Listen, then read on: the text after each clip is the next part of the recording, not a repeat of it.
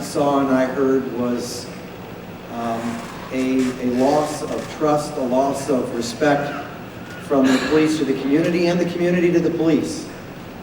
And it works both ways. And if we're going to rebuild, we need to rebuild by talking. And tonight is the first step in trying to fix what's been broken for a while, to repair a relationship that at one time was good, and to rebuild that relationship. And one of the first things that I did in an effort to do that was to hire a chief who understood what it is to relate to a community, to work with the community, but also what it is to be a leader in his department, and that's Chief Holloway. And now tonight isn't about Chief Holloway, it's about you all, the community. But it was important, I believe, to have someone who believed in community policing and what community policing was all about, which is really reestablishing the relationship, reestablishing trust, reestablishing respect, reestablishing cooperation between the community and the police department. And again, this is a step.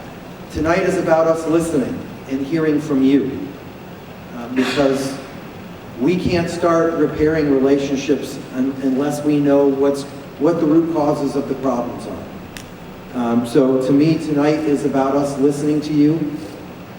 It's about hearing from you. It's about trying to create a positive atmosphere tonight, where when you leave here, you're feeling more upbeat, you're feeling better about the direction that we're going as a city, as a community, and as a police department.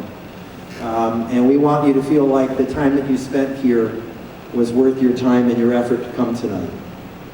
So I thank you all, and I'll leave you with the thought, this one message, that your police department and your city are listening.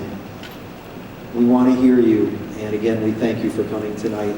And I look forward to hearing, and I'm going to be working my way around the tables, but I look forward to hearing some of what your concerns are, some of what you'd like to see happen, and what you believe we can do to build a true community where we all are working together for the betterment of this city, to truly create a city of opportunity where the sun shines on all who live, work, and play. So thank you all so much.